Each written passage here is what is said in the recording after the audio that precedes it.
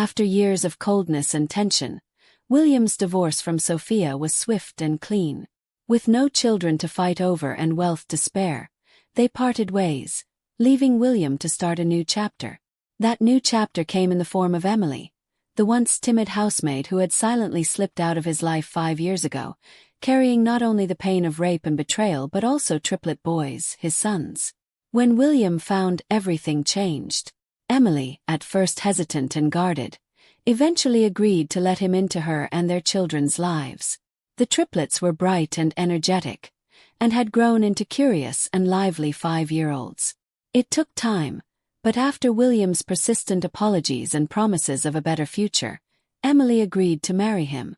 It wasn't the grand, lavish wedding of the kind William had once envisioned with Sophia, but it was real, simple yet filled with meaning.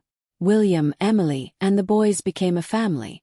Emily moved back into William's mansion, a sprawling estate surrounded by lush gardens and high gates. Her life changed overnight. No more cramped apartments, no more struggling to make ends meet. Now she had wealth, luxury, and a name that carried weight in society. She was no longer just Emily, the former maid, but Mrs. William, the wife of a millionaire. She felt the shift in how people treated her, especially when they realized she was not only married to a wealthy man but the mother of his twin sons. Every morning, their sons, Ethan, Lucas and Liam, ran through the vast halls of the mansion, their laughter echoing as they played hide and seek. William had spared no expense in giving them the best of everything. They attended one of the most prestigious schools in Lagos, where children of the elite learned and socialized. The twins quickly became known as the charming, well-dressed sons of a powerful businessman, and Emily took pride in that. The children thrived in this new environment. They wore crisp uniforms to school, were driven in sleek black cars, and had tutors to help them with their lessons. William adored them, spoiling them with toys and gifts, anything to make up for the years he hadn't been there. He was determined to be a better father than he had been a husband. As for Emily, she had settled into her role as the wife of a wealthy man with surprising ease. She attended charity galas, hosted elegant dinners, and was seen by society as the perfect partner for William. Her transformation was remarkable. From a housemaid struggling to raise her boys alone, she had become a respected figure in high society. She wore designer clothes, her hair was always perfectly styled, and the staff now worked for her. The life she now led seemed perfect on the surface. People admired her, congratulated her for her success, and marveled at the beautiful family she had built. Emily smiled at the recognition, enjoying the privileges that came with being the wife of a millionaire. She had access to the finest things, luxury cars, vacations, and a sprawling estate that was now hers to manage. Emily was often seen with her boys in upscale places, shopping in exclusive boutiques or enjoying quiet moments in parks where the wealthy gathered. She received invitations to prestigious events, and the people who had once looked down on her as a maid now nodded in approval as she passed by. Her transformation from housemaid to socialite was complete. But behind the smiles, behind the beautiful facade of a perfect family, something simmered beneath the surface. William was certain he had everything he had ever wanted: a beautiful wife, 3 wonderful sons, and a life most people could only dream of. He believed Emily had forgiven him, that the past was behind them, and they were building a future together. In his eyes, they had finally achieved the perfect family. Emily had spent years pretending to forgive him, pretending to forget. Every day, she wore a mask of calm and contentment, playing the role of the perfect wife. She smiled at his jokes, held his hand at public events, and hosted dinners where they appeared to be the ideal couple. But beneath that polished exterior, her resentment grew like a shadow that refused to fade. As the years passed, Emily became a master of deception. She had learned the art of trust, slowly and carefully weaving herself into William's life and business.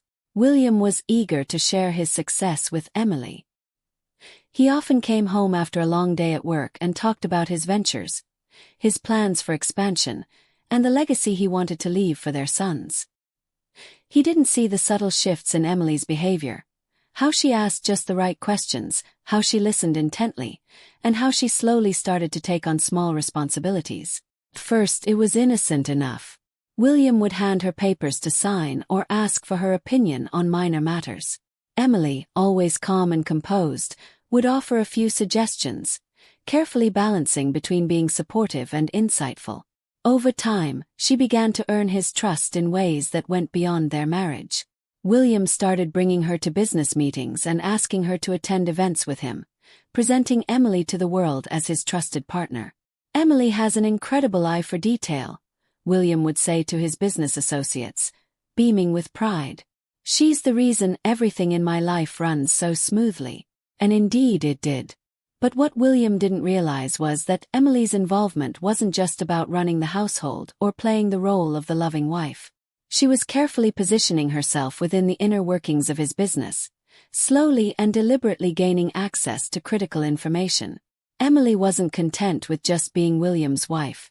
She wanted to control everything. She started by familiarizing herself with his financial reports. William often left papers lying around their home office, confident that Emily wouldn't understand the complexities of his work. But she did. She studied every document, learning the ins and outs of his assets, investments, and partnerships. At night, while William slept, she would sit at his desk, poring over contracts and ledgers, absorbing every detail. Emily was patient. She knew that rushing would raise suspicion, so she took her time, carefully building her knowledge of the business. Over the next few years, she began to make subtle suggestions to William, small recommendations that seemed harmless but allowed her to influence key decisions. "Maybe we should diversify our investments," she would say, casually flipping through one of his reports. Or, "Have you considered placing more properties in the boys' names? It might help with future tax planning." William, trusting her completely, took her advice to heart. He began to involve her more and more in his decision-making process, never once suspecting that Emily had her own motives. She had learned how to manipulate him without ever raising an eyebrow. Every step she took brought her closer to the control she craved, and every move she made was calculated to further her plan. As Emily's influence grew, so did her control over William's empire. She began attending meetings on his behalf, slowly transitioning from a supportive partner to an active player in his business. She convinced William to sign documents that gave her access to his accounts, always framing it as a practical move to ensure the family's stability. "Just in case something happens to you," she would say, her voice full of concern. "I need to be able to manage things for the boys and me." William, never questioning her intentions, agreed without hesitation. He trusted Emily completely now, and her involvement in his affairs had become so seamless that he couldn't imagine running the business without her. He saw her as his equal, his confidant, the person who would help him secure his legacy for their children. But Emily's true goal was far more personal.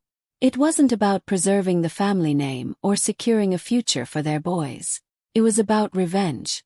With each passing day, she grew closer to having full control over William's empire. She had already begun transferring small sums of money into secret accounts and putting properties in her name. William never noticed the slow bleed of his fortune, too distracted by his own ambitions and the belief that Emily was working alongside him for the same goals. In reality, Emily was tightening the noose. She had spent years carefully studying every aspect of William's business, making sure that when the time came, she would know exactly how to dismantle it. She didn't want to leave him penniless overnight. That would be too easy. No, her plan was far more intricate. She wanted to leave William with nothing, but in a way that would make him feel like he had lost everything slowly, piece by piece. At night, as she lay in bed next to William, Emily would stare at the ceiling, thinking about everything he had taken from her. Her innocence, her freedom, and her choices. She had once been a carefree young woman, full of dreams for the future. But all of that had been ripped away in an instant, and the life she lived now, while glamorous and luxurious, was a constant reminder of the past she could never escape. Emily's resentment was her fuel, and it gave her the strength to wait. Revenge, she knew, was best served cold, and her plan was meticulous. She didn't want to hurt him physically or create a public scandal. No, her revenge would be far more devastating. She would take from him what he valued most. His wealth, his status, his legacy. Everything he had worked for, everything his family had built, would be hers. The longer she waited, the more William trusted her, and the more control she gained. She knew every property William owned, every investment he had made, and every bank account tied to his name. Slowly, she began transferring ownership of these assets into her name. But she didn't stop there. She also ensured that her twin boys, William's sons, would be tied to every future transaction. She began by moving a few properties into the names of the children, under the guise of securing their future. William, trusting Emily completely, signed the necessary papers without a second thought. "It's for the boys," Emily had said, her voice gentle and reassuring. "We need to make sure they have something to fall back on when they're older." William agreed. He had always wanted the best for his sons, and he saw no harm in transferring a few properties into their names. But this was just the beginning.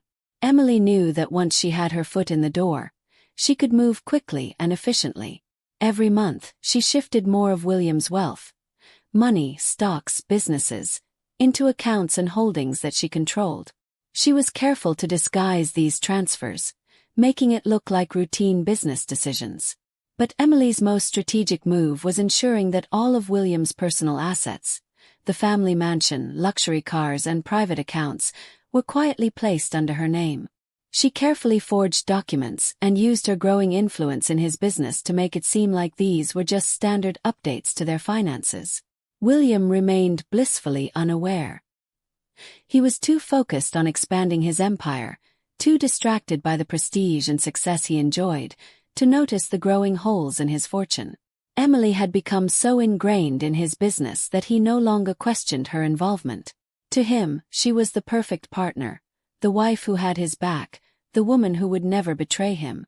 As Emily's control over his assets grew, she began to distance herself emotionally. The mask she had worn for so long, the mask of the loving wife, was starting to slip. But even then, William didn't see it. He believed that the stress of managing the household and the business was taking a toll on her, so he encouraged her to take breaks, go on shopping trips, or spend time with the children. Little did he know, those trips were spent securing secret accounts in foreign banks, arranging for lawyers to handle the final stages of the transfers, and preparing for the day when everything would be hers. Emily's plan was almost complete. The mansion they lived in, the cars William drove, the investments that fueled their luxurious lifestyle, all of it was now under her control. Every day, she became bolder, moving larger sums of money into her accounts, finalizing the sale of properties, and closing deals without William's knowledge. It wasn't long before William's family began to notice the changes. His mother, concerned, reached out to William. "William dear," she said over the phone one evening, her voice tinged with worry. "We've been getting some strange letters about properties being transferred. Is everything all right?" William brushed it off. "It's nothing, Mom. Emily and I have been making some updates for the boys' future. Don't worry, everything's under control." But it wasn't. Everything was slipping away from him and he had no idea. Emily had made sure that every transaction, every move she made, was perfectly hidden. She had covered her tracks so well that by the time anyone realized what was happening, it would be too late. And it was. It was an ordinary evening, or so William thought. He had just wrapped up another long day at work, proud of how well the business was doing. The drive home to his mansion always brought him a sense of peace, but today, as he pulled into the driveway, something felt off. The sprawling gardens were unusually quiet, and the familiar warmth that radiated from his home was missing.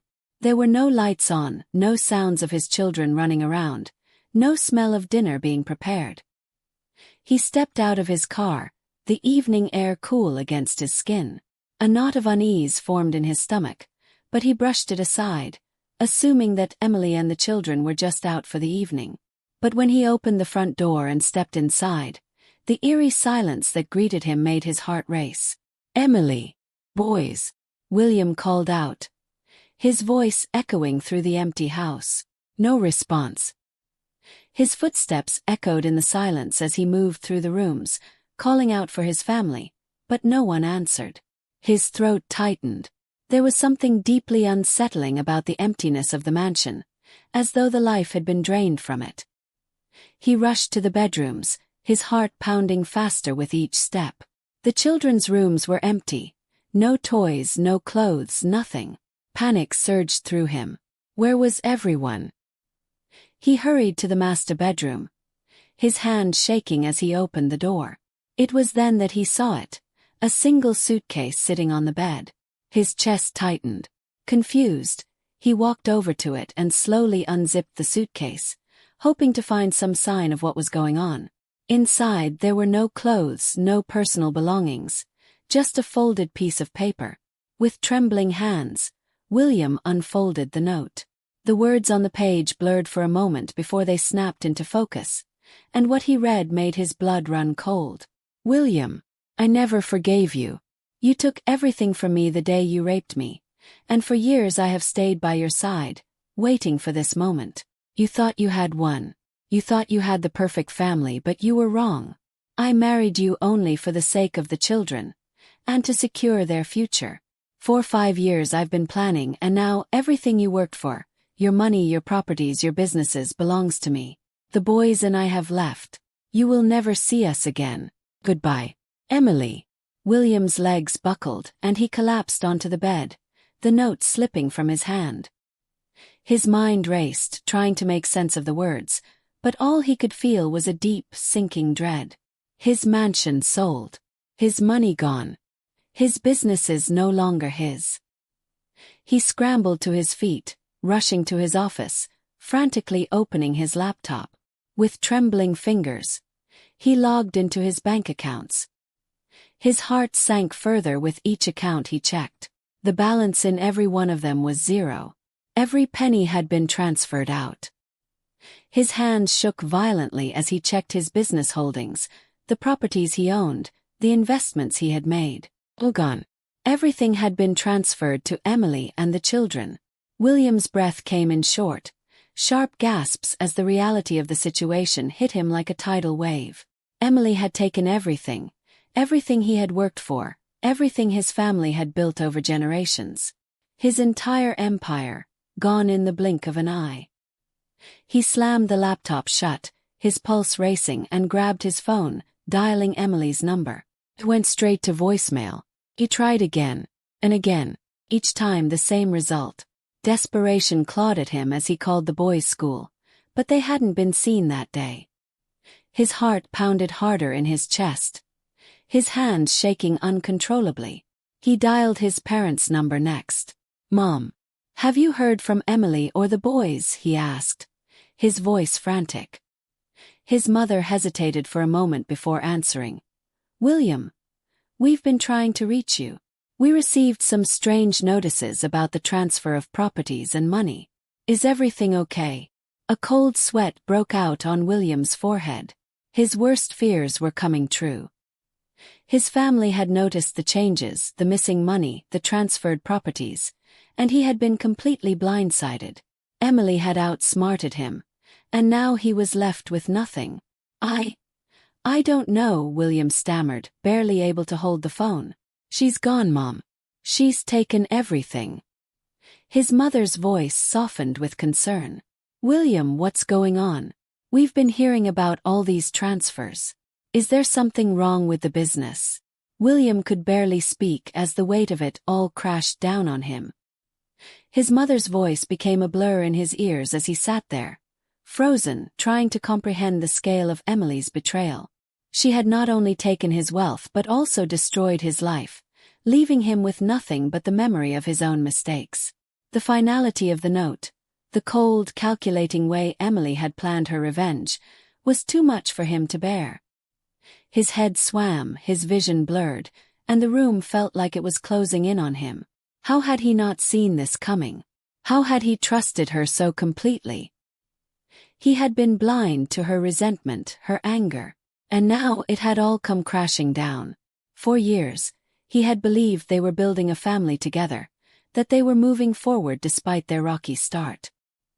He had convinced himself that Emily had forgiven him, that they were partners in life and in business. But all along she had been plotting, carefully dismantling his world piece by piece, until there was nothing left. William stared blankly at the walls of his mansion, the home that was no longer his. His life, his legacy, everything he had fought for, had been stolen from him. And the woman who had taken it all had disappeared, leaving behind only a bitter note and a void that he could never fill. In the end, William was left with nothing but the painful truth. He had destroyed Emily's life the day he took advantage of her, and in return she had taken everything from him. The ultimate betrayal had been years in the making, and now it was complete. William sat in the empty mansion, his heart heavy with regret, his future uncertain, knowing that he would never recover from the shock of losing everything to the woman he thought he had made his wife. This story is to teach that rape should not be taken lightly and shouldn't be romanticized. Although this is the reality of some women in society, do not be silent and speak out if you are a victim. Love and light from Amy's Folktales to you. Let me know what you think about this story. Till we meet again, lovelies.